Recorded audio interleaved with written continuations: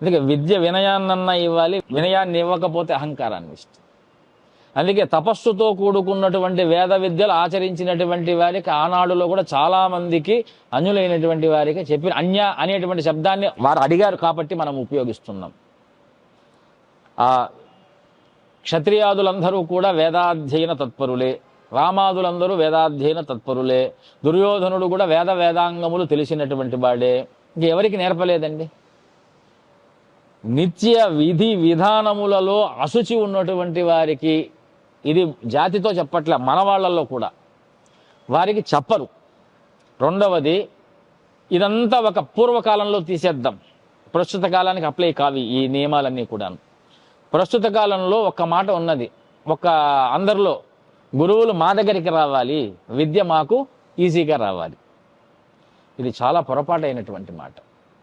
ఎవరేమనుకున్నా, ఎన్ని రకాలుగా మాట్లాడుకున్నా, విద్య నీ దగ్గరకు వస్తే నీకు వచ్చేది వినయం కాదు, విజ్ఞానం కాదు, కేవలం